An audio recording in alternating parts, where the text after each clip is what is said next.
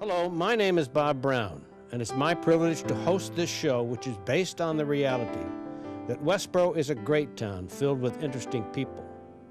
Many of them are long-term residents who have so many memories and stories about life in Westboro in days gone past.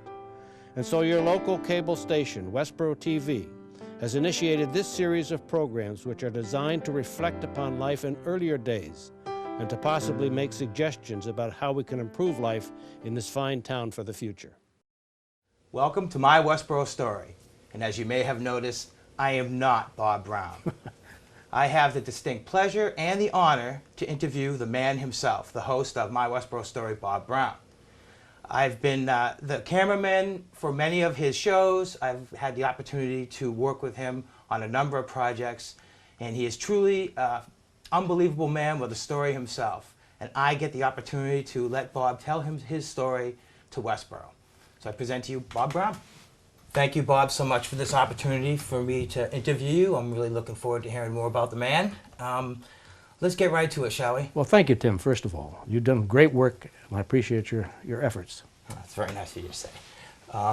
Well, again, I want to get right to this interview. Okay. I know there's a lot to you because I've been working with you long enough to know that this interview is not going to be long enough.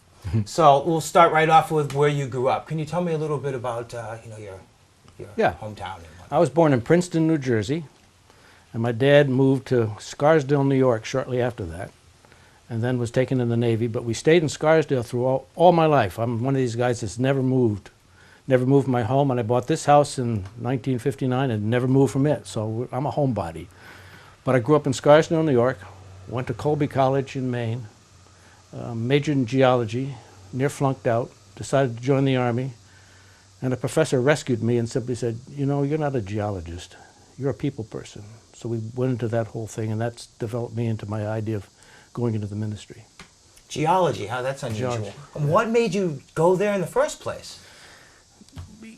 I was one of those kids that went to college, had no business going, because I didn't know who I was or what I was going to do. So you had to pick a major, and I saw this wave tank, and I liked that, and so that was had something to do with geology, so I picked it. But I was out of my element. I couldn't handle chemistry, I couldn't handle it. I just screwed up everything I touched in that regards, and so it was the wrong profession. But I had started in construction in New York when I was a kid in high school, and I'd grown to love the guys I was working with. The vast majority of them were guys that were on parole from Sing Sing, which is a state prison in New York. And I really respected those guys, as hard as that is to believe. But I found those guys to be some of the most honest men I've ever dealt with in my life. They gave you your word, it was good. I really appreciated that. They accepted me for who I was. After the initiation of getting in and breaking into a laborers' union, they became hard and fast friends of mine. And when I was confronted by this professor in college, he simply said, you're in the wrong major here. This is your problem, and I can rescue you if you agree to change. He said, you talk about that experience you had when you were in construction, and you'd like to help those guys. Did you ever think how you could do that? And I said, no, I haven't any idea. Well, you could work in a prison, and you could meet those guys, and you could work with them there. And the vehicle for doing that might be the ministry.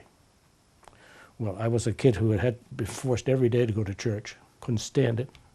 If my parents weren't around, I'd go in the front door and out the back. I just hadn't. So all this was very incongruous. It didn't make any sense to me that this would be something that I would ever consider.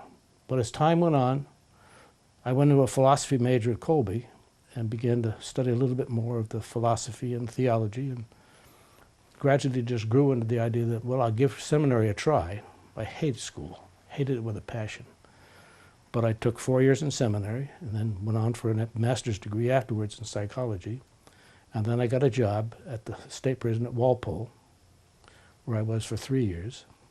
And then after that, I was introduced to the fact that here in Westboro, there was going to be a reformatory opening up for kids, the Lyman School for Boys. They hadn't had a chaplain for many, many years, and so I was asked if I would be willing to come and do it, and I loved it. So that brought me to Westboro. And when was that? That was 1959. 59. So what was Westboro like in 1959? It was really part of a rural community, a lot of good farms, a lot of open space, great place to raise kids. And in many ways, it hasn't changed that much other than the traffic and the congestion. Yeah. But it's not, doesn't have the number of farms, but it's the population, the people are still good people, friendly people. It's been a great place to live.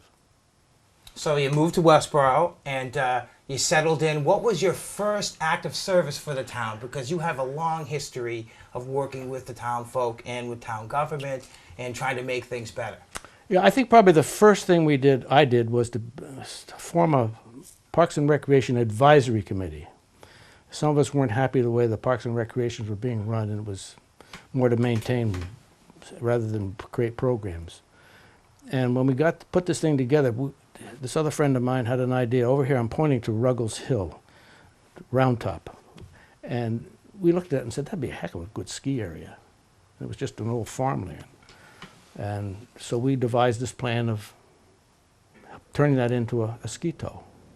The fellow I worked with was an engineer. He knew a kid up in Maine who made rope tows. We got the installation in, put a big motor up at the top, and wow. For several years we had this great ski slope over there. And then at the bottom of the hill we put an artificial ice skating rink in. So it was a good winter recreation program, but it was one of those things that was just fun to do, and that was probably the first activity I had in anything in the government in town, was that. Then I went on to be on the Conservation Commission for a while, and then I ended up on the school building committee when we built the high school and the Mill Pond School. I was the co-chair of that committee, and now I'm the chairman of the municipal building committee in town, where we're trying to consider whether we build a firehouse or not, and how we're going to renovate buildings, and work with the town to find out whether there are resources available to make that all possible. But it's been a great opportunity to serve. Really enjoyed it. Well, all that stuff's very important, and no doubt you took it seriously because you're a family man. I'd love to hear more about your family. Okay. Let me just go one step back and what I did. When I was in seminary, Kirkside is a building right across from the Congregational Church. They own that building. It's a beautiful big building on Church Street. And next door to that is a funeral home. Well, I'd be trying to study in there on a Sunday afternoon, and I'd hear this bang, bang, bang outside. What is that? And I finally said, enough of that. And I went out to find out. And there was a kid standing in the driveway with a hockey stick in his hand, blazing pucks against his garage door. His kid's name was Vinnie Lee. And Vinnie, as it turned out, ended up in his career, he was a lieutenant in the Marine Corps and was killed in Vietnam. Tragic, tragic story. His mother's still there, lives here in town, just a great, great woman and a great, great family kid. But he and I got talking, and I had been over at the football field when I would go over in the evenings and just kick a football. I loved to kick a football. And he saw that, and he went to the coach and said, there's a guy here in town who might be able to help us with the kicking game. So the coach agreed that maybe I could come help with that. So for many years I was the punting coach at the high school. I had a great time with that. Now, my own family, when I was in seminary, we had our first child, Allison. We moved here when she was 1 year old, and then Cindy came along a couple years later, and then Tammy came along a couple years later, and then Glenn came along a couple years later, and then Jimmy came along a couple years later. So we ended up with 5 great kids. Couldn't be happier or more proud of them than I am. We have 9 grandchildren now. As you may know, my wife has passed away. She had Alzheimer's, and she's no longer able to enjoy the kids the way I am, but she loved them, and she was a great mother, a phenomenal mother. When I was working at the lineman school, many, many nights I'd be out of the house. So if there's any credit due to how these kids came out, it was my wife who really did it. I was a very small part of the raising of the family, but she was just a remarkable woman who loved the kids and loved this community and did a lot on her own and lots of community service. So now all the kids are grown. One of them lives here in town, Jimmy. One lives in Medfield, Glenn. One lives in Herndon, Virginia, and that's Tammy. And Allison lives in Marco Island, Florida. And Cindy lives in Tucson, Arizona. So we're covering the waterfront. Right, spread out pretty good. Yeah. Now, as you're raising a family, you're working with troubled youth, right? Yes. Now, how did that affect the way you raise your family? I imagine sometimes it was very difficult. I think it was harder on the kids than it was on me. I really loved the kids. I had no problem integrating with them. But the kids, because when you're in the ministry, if you accept it the way I accepted it, that it's a calling, it's not a profession. You work with whatever money you're given. Your primary goal is not making a living; it's serving.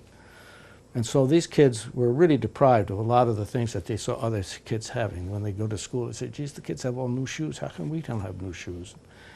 And I'd have to confess to them, that's a choice your dad made, and I'm sorry you have to live with that. But when you get older, you can live the life the way you want to live it, but that's a limitation. So it was more a pain for them, and it was certainly an anguish for my wife because I was out of the house so much. But with the kids themselves, I really got to, as a chaplain, nobody knew what a chaplain was supposed to do. And the superintendent called me in when I first was there and simply said, "You see that door? You see that door to my office? That's open to you. Anytime you can come through that door and tell me how to fix something. But don't ever come through that door to tell me what's wrong. Any fool can tell me what's wrong. I need somebody who can tell me how to fix it. So come through any time." So that just opened a whole vista so that I could just say, "I'd like to try this, I'd like to try that, and I think we can do this, we could do that." And he let me just have full reign to do most whatever I wanted. So I said, this is a job too big for me, and I got a lot of the men in the community to be willing to come in and help. So we started an auto shop. One of the fellows in town came in and headed up the auto shop, a great mechanic himself, very bright guy, great with kids. So on Wednesday evenings, he ran the auto shop. And then there was a fellow who lived over in Northborough who was an older man, but a tremendous weightlifter. And I brought him in, and we had a weightlifting class on Monday nights. He taught that. And then I had Sunday school, and I wrote a curriculum for the Sunday school teachers, and had a Lyman School was an individual cottages. There were 7 cottages at the time, so I had 7 men one in each cottage who were the Sunday school teacher on Sunday, and they worked through this curriculum with the kids. So there was just a lot of activity that was involving bringing the community in, and that in turn helped really integrate the institution into the community. It wasn't just a place on the hill. They began to understand who these kids were. And eventually we got a program where on Sunday afternoons, families in town would take kids into their home for an afternoon spent with a family. So many of the kids that we had there had no notion of what a family was all about. They only had a father or a mother, or they were just street urchins, a lot of them. And so the whole introduction of just being a family again was something that was brand new to them. But it really paid off. There were a lot of kids gained a whole lot from that, and relationships were built with families here in town with the Lyman School kids that were very helpful. And a number of the kids that I became very intensely involved with, who were kids who were, they were kind of outcasts, either because they were too smart and other kids couldn't stand them, or because they were just wrong color or whatever. They were just kind of the outcasts at the time, and I would kind of grab those kids and pull them into the office and have them stay with me for a good part of the day, and gradually integrate them back into the community of Lyman School. That model had come about for my work at Walpole, where the fellow I worked with at Walpole, the chaplain, had a clerk who was a double murderer.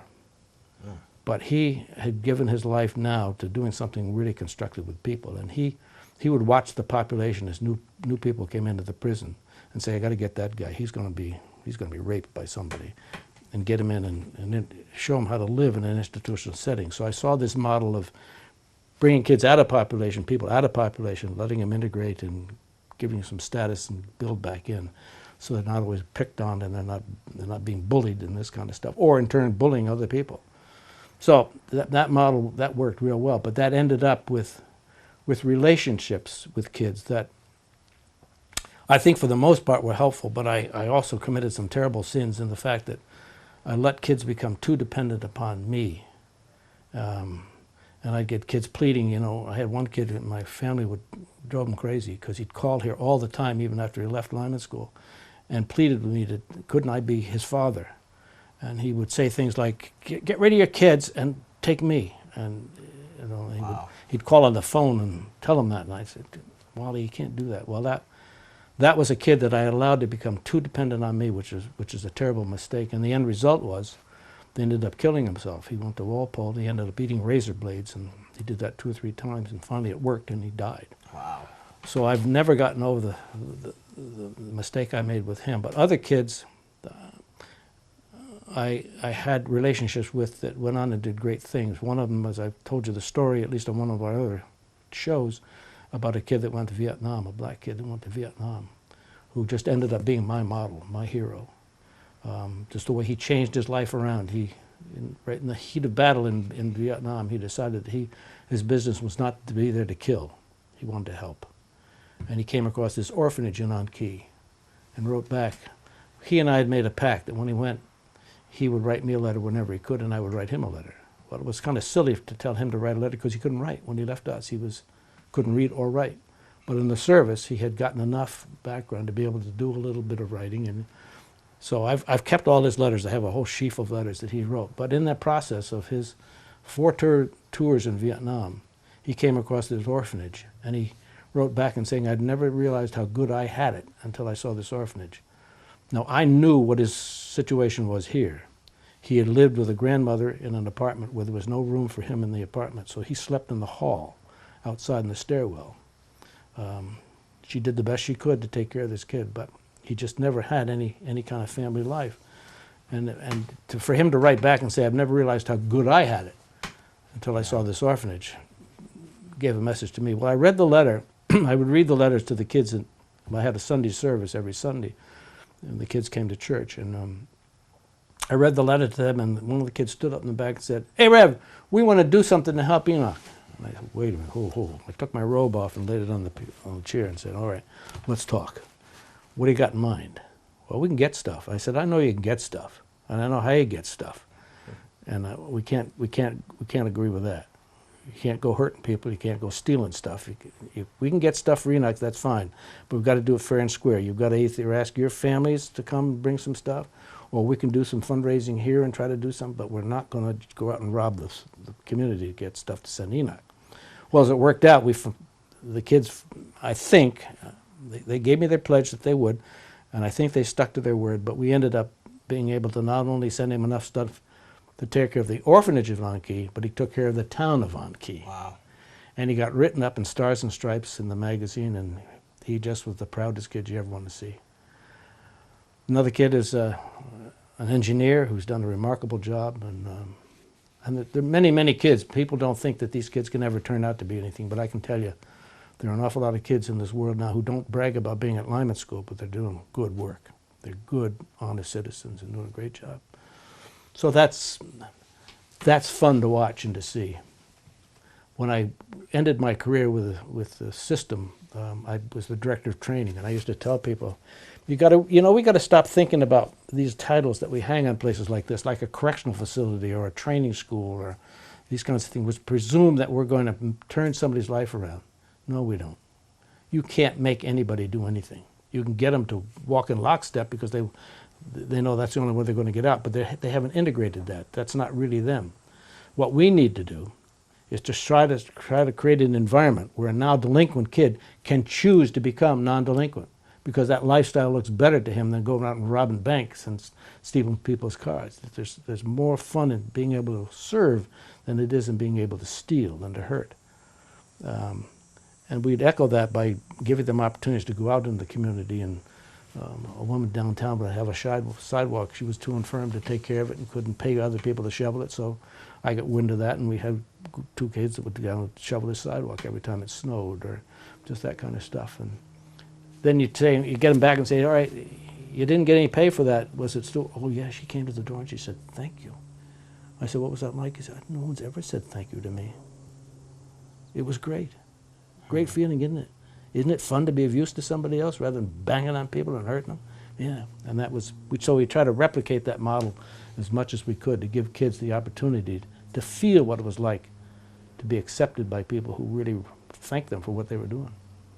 So that's a long-winded statement to answer your question about my family. It's all over the place. Yeah. You obviously, practice what you preach. You're a man of service, and you teach people that service is a good thing. And clearly, it's done great things for you and for the town of Westboro. Let's talk a little bit more about Westboro, and let's talk about My Westboro Story.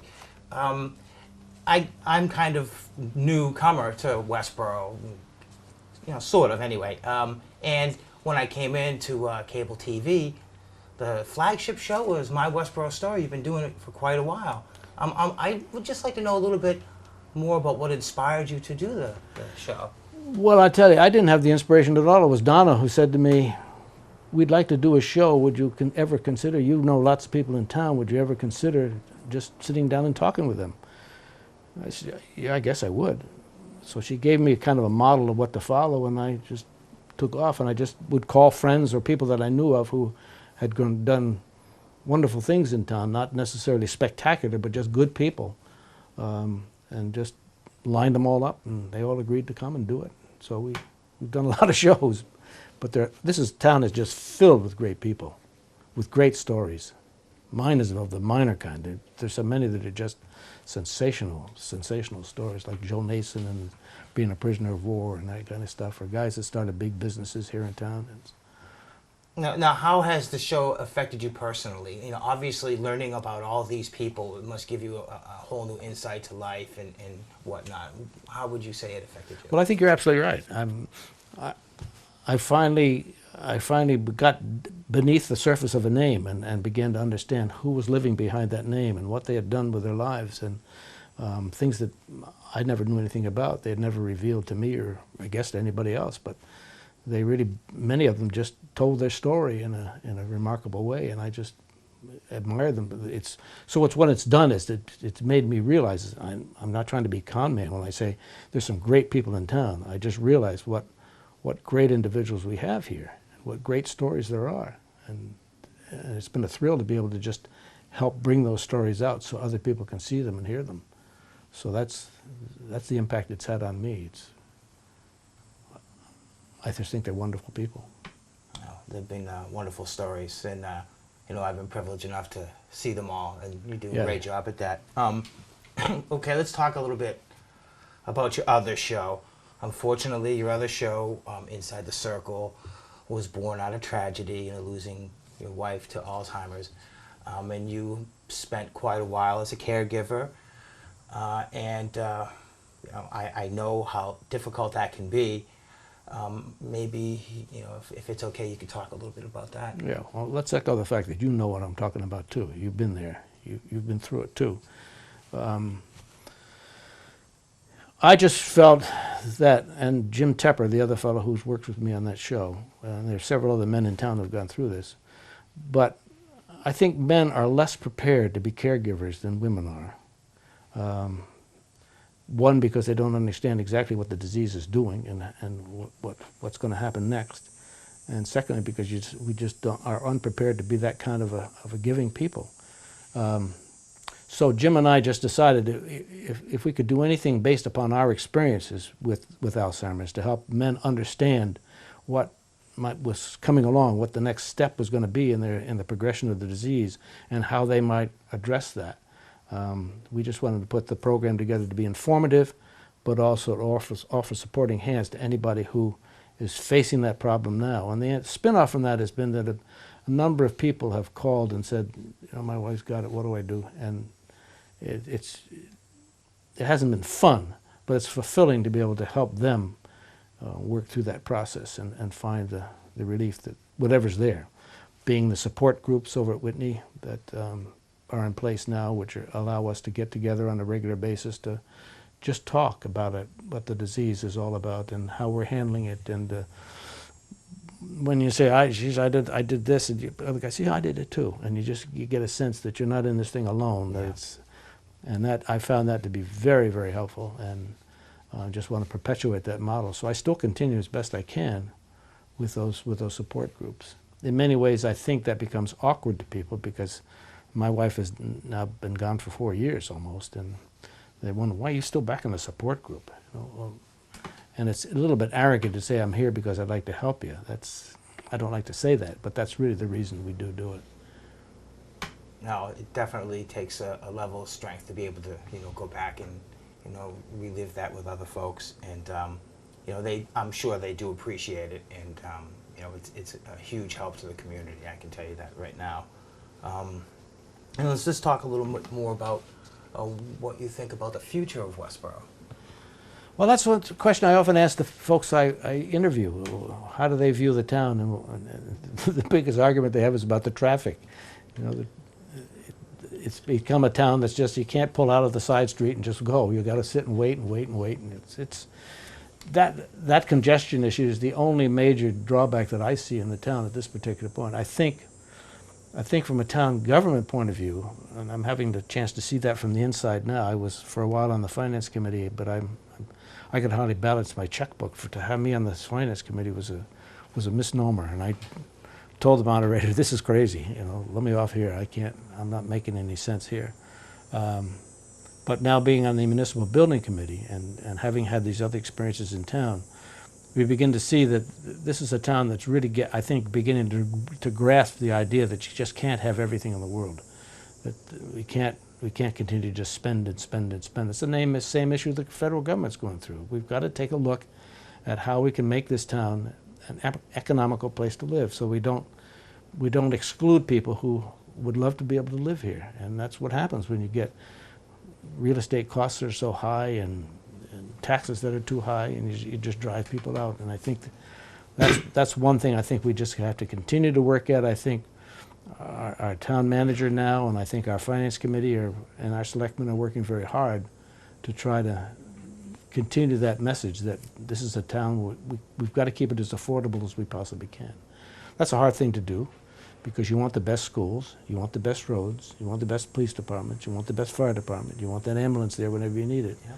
And that balancing those costs with an economy which allows people to live here, it's a tough chore, but I think the major issue we have to address in this community now is how we can continue to make it affordable and not drive people out. Indeed. All right, let's lighten things up a little bit. What does Bob Brown like to do most? Oh, man. I love all sorts of things. I have a wood business, which I think is great. I've always said that retirement doesn't mean stopping, it just means go and do something different.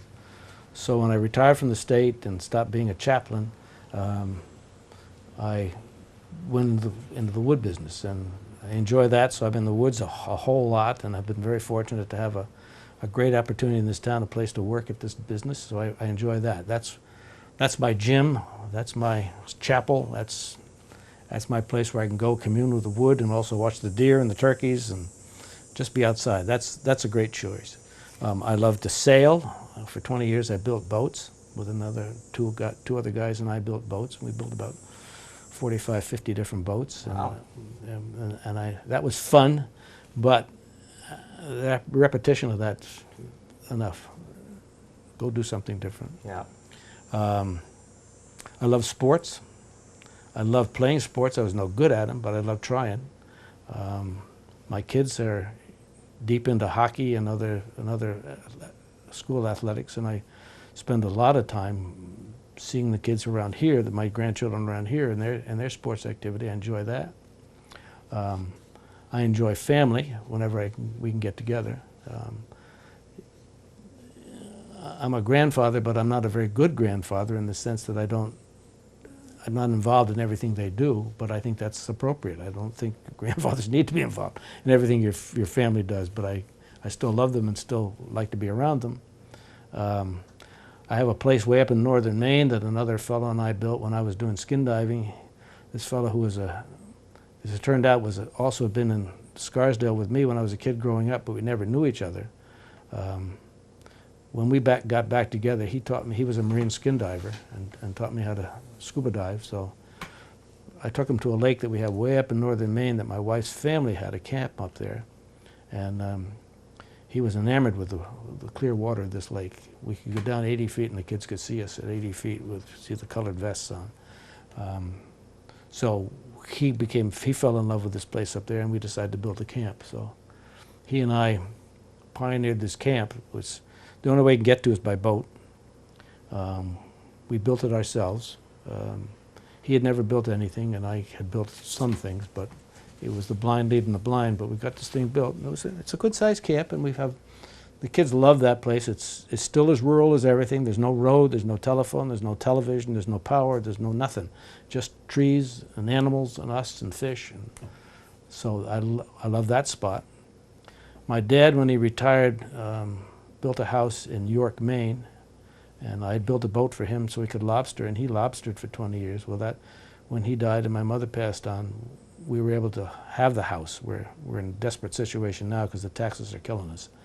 But that's another joyful spot that I enjoy being at. And I'm kind of the caretaker. I'm the one who goes every week and mows the lawn and fixes the pipe if it's not working and that kind of stuff. So I do enjoy that too. I enjoy my friends. I don't have lots of friends because I don't deserve good friends. I don't give them enough time and attention. So I'm not real loyal in that regard, but I enjoy them. When my wife was at the end stage of her life, she and I would sit and talk about, well, what would happen if I went first, what she would do, or in the reverse, what I would do if she went first. And she'd say, well, if you went first, I'd be out looking for a guy in an instant. And we'd smile at that, and I was just the opposite. I said, no. If it ever happens that you pass on and I'm left alone, that you're the only woman that's ever going to be in my life, and that's that. Well, about 2 years ago, college friends of mine he runs the Sherburne Inn. I've been delivering firewood to him. He's got 4 big fireplaces in the inn, and so I've been supplying him with wood. And his wife and my wife were in the same sorority in college, in the same college we went. And David and I were in the same college, so we all had that as a common background. And there was a woman living down close to Sherburne who had been divorced for many years, and she was alone.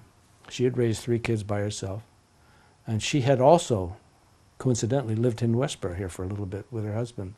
But when they went to California, it didn't work out, and she left him and came home. As it turned out, David said to Rosie, this fellow down at the end, you know, Bob doesn't look happy. And Rosie said, yeah, I guess you're right, but this other woman, I don't think she looks happy either. So they raised the cockamamie theme. David called me and said, why don't you come down and we'll go out to supper and we'll go to a movie. And I'm saying, you know, Bob Brown with Rosie and David, odd man out. No, I don't think so, David. So I rejected that. And he said, well, I'm going to keep after you. So finally, I just out of pure persistence, I gave up this no. I said, okay. So I went down. And we're sitting in the anteroom of the inn waiting. I thought we were going to go have something to eat and go to the movie. And we just sat there. And David looked a little bit antsy. But suddenly this woman walked through the door, who was the other woman, who was also a friend of Bobby's. And as it turned out, they'd been good friends and shared a lot of experiences. So we met, and we're going strong now. And so I'm in a new life. That's great. It is great. But I never thought this could ever happen. But I'm a happy duck. That's great to hear. That's a great way to wrap it up, I think. Yeah. Bob, I really appreciate it. We've only scratched the surface. There's tons of stuff that you mentioned that I'd like to hear more about. Maybe we'll get another chance to do this. I'll pick something more specific. There must be better use for the television than this, too. Great. Thanks so much, Bob. Well, thank you. You're a great interviewer. Appreciate it very much.